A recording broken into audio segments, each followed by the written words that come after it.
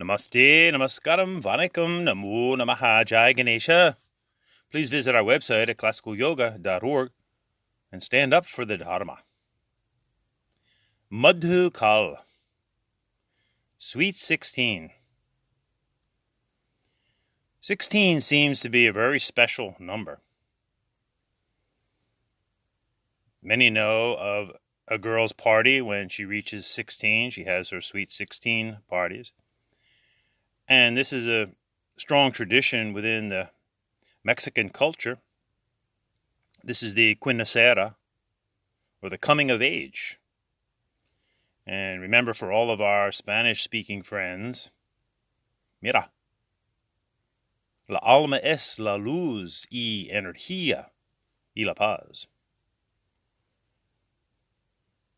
And the growth process is wonderful to go through and to watch as we all come of age and realize who we ultimately are as the Atmana, from a Hindu perspective, the soul, if you will, with a body, mind, and emotions, and learning about our various natures, our aspects, our masculine nature, our feminine nature, which is actually the harmonious working together of our left and right brains. And in numerology, the number 16 is about combining both wisdom and intuition, the left brain and the right brain. And this is a whole beautiful study within the Hindu yoga Dharma of the Pingala, the masculine, and the Idda. And in our podcast on the mantra AIM, or Project AIM, we go through this. Now, in the Hindu Yoga Dharma, we see many beautiful representations of the Dharma in association with the number 16. Classically, our puja has basically 16 aspects to it. We have the sankalpa, the avahanam, the stapana, the kala, the achamaniyam, the abhishekam, vastrartham, kumkum, pushpam, naivedya, dup, deep, arti, pradakshina, prasada, and the visarjana. And if we look at the popular Hindu deities today, we could focus on 16 deities or different spiritual aspects within the Hindu yoga dharma. Of course, Ganapati, Muruga, Shiva, Krishna, Vishnu, Hanuman, Ram, Sita, Kali, Durga, Parvati, Lakshmi, Saraswati, the Guru, the Atma, and the Atmalingam, or Paramatma. Remember that the goal of the Hindu Yoga Dharma is Atma Darshana Paramo Dharma Tattvam Si, thou art that. We are the Atmana of Satchit Ananda, Jyoti Shakti, Ananda Shanti. And in order to achieve this soulful realization, if you will, this Atma Darshana, Hindus live the Hindu yoga, religious, spiritual, scientific lifestyle.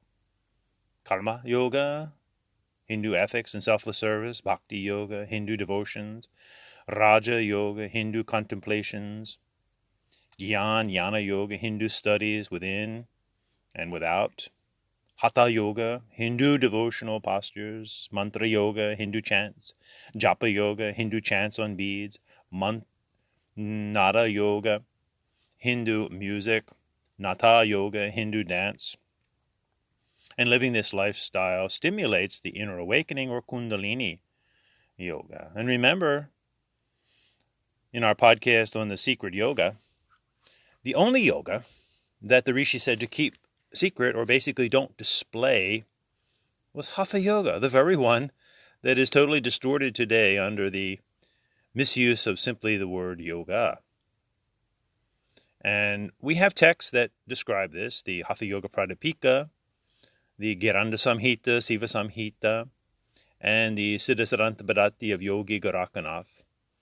And these ancient rishis, remember the Yoga Sutras of Patanjali make no mention of any specific asana at all.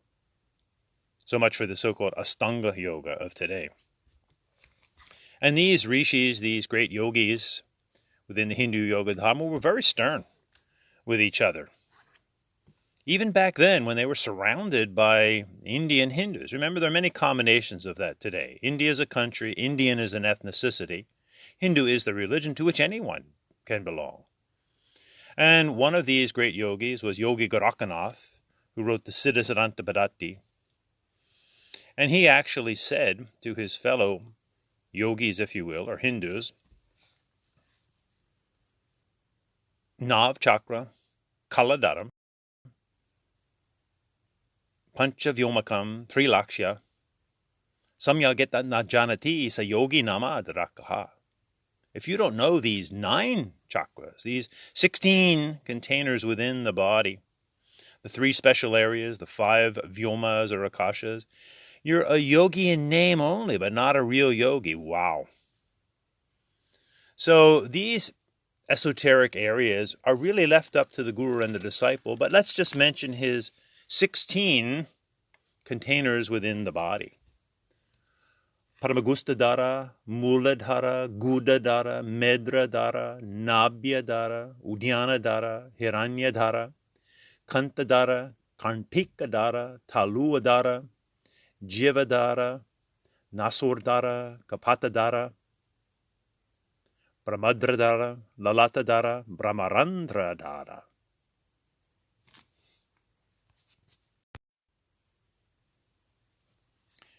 And remember the series on the Da Vinci Code? How about the Dharma Code? One of our greetings, Namaste, which literally means I'm bowing to you and the soul within you.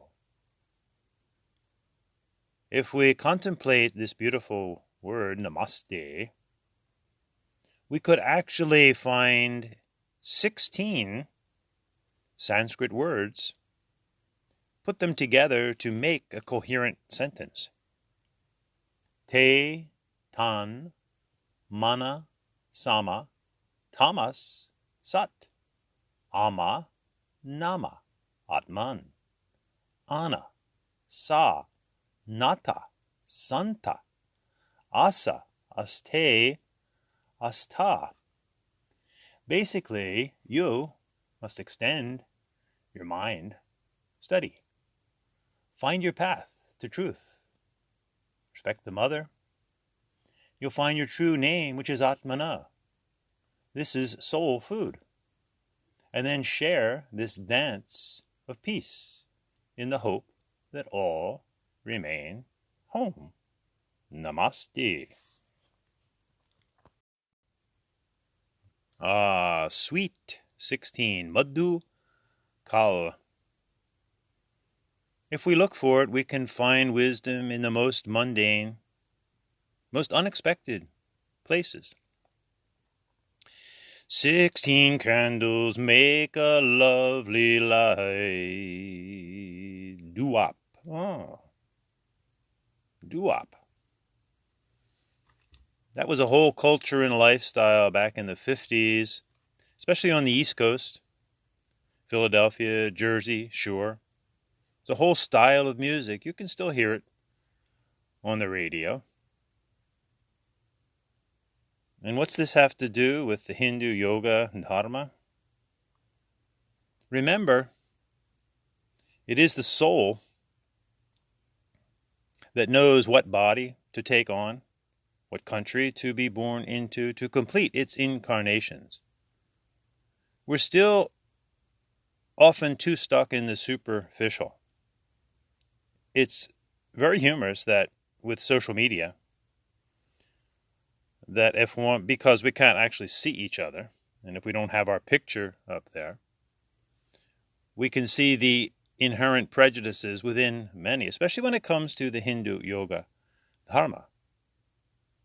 When one says that yoga is Hindu, many people automatically and erroneously assume that it means you have to be a Hindu to do yoga. No, anyone can practice the various aspects of the Hindu yoga religion and study them. However, there's always a vast difference between a student and a teacher. Just like anyone can go to a Christian church, but no one would ever question the fact that the person up there teaching is at the very least a qualified Christian. So too in the Hindu Yoga Dharma.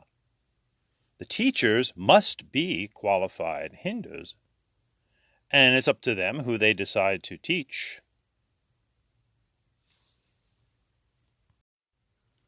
And remember, true to any of the other great religions of the world, anyone can become a Hindu. However, this would take serious study and serious commitment.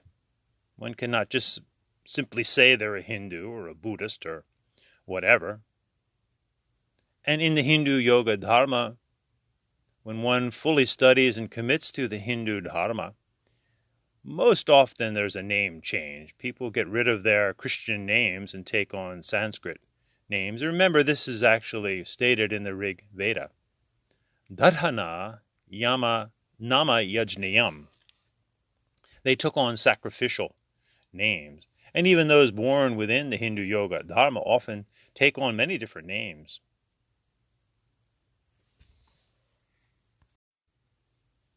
So back to Duap. Remember, it's the soul that takes on its various bodies and births to complete its incarnations. Now, in this Duap culture, especially along the Jersey Shore, it was a whole culture of the music, the lifestyle, drive-ins, neon signs, pink flamingos. They had doo-wop hotels and motels. And interestingly, several years ago, there was a write-up in the paper about an Indian family, the Patels, who had bought one of these doo-wop motels along the Jersey Shore. And they interviewed Mr. Patel, Tim Patel, and he said that he was always interested in this doo-wop culture coming from India to America. Very interesting. Now, as some of you may know, obviously I'm a Hindu soul in a white body, born in America, actually born in a totally WASP town in a time when there were basically no Indian Hindus around at all. There were no Hindu temples in America. So many wonder how this soul in a white body became so interested in the Hindu Yoga Dharma. Again, this is what the essence of Hinduism is, that we are the soul. The body, the country, the ethnicity is really secondary to that. So here we have a white Hindu, if you will, in a Hindu ashram doing Hindu pujas. And in South Jersey, we have Tim Patel and his doo-wop motel. Perfect example of how, for all of us, we must be true to ourselves and find out what it is that we desire in the realm of religion. Remember, in life, don't be an inno in anything, an in-name only person. If you find that no matter what your country of birth, what your origin, what your ethnicity, if you are attracted to Hinduism or one of the other great religions of the world, be true to yourself. Doesn't matter what you are superficially. If we think so, then we are remaining very superficial.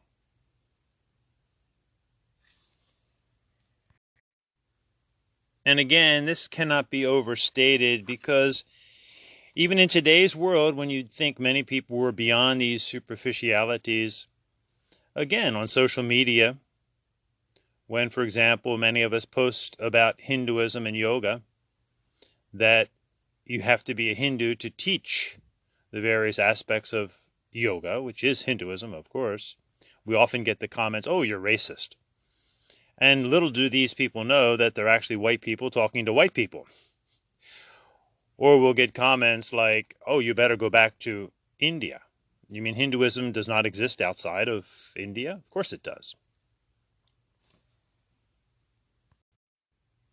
So it's important for us as Hindus, whether we're in an Indian body or a white body, if you will, to stand up for the Dharma and encourage those who wish to learn the Hindu Yoga Dharma. And if they wish to become Hindus, we must make that available to them. We must encourage those who are interested in the Hindu Yoga Dharma, Hinduism, the Hindu religion. And if they wish to commit to it, we should provide that opportunity for them to study and commit. And this would put an end to what we have today, where we have non-Hindus who are purporting to be teachers of the various aspects of yoga without the recognition of Hinduism.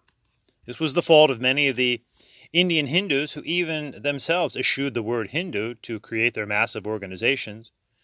And they didn't provide the opportunity for devoted individuals, no matter what body they were born into or what country they were born into, to actually become Hindus and commit to this great Hindu Yoga Dharma.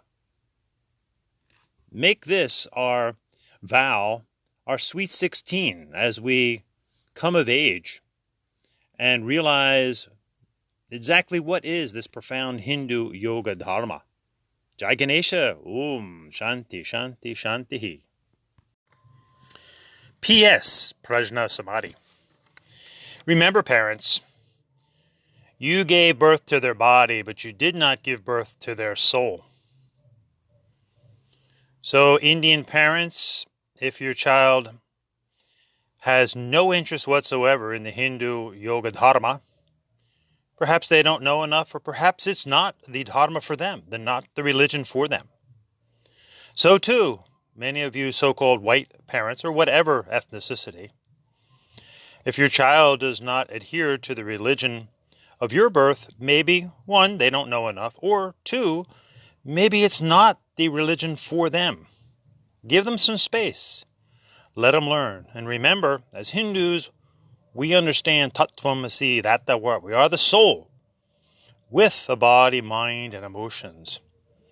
And remember that all of us, when we leave this physical planet, we don't take anybody with us. Jai Ganesha, Shanti, Shanti, Shanti.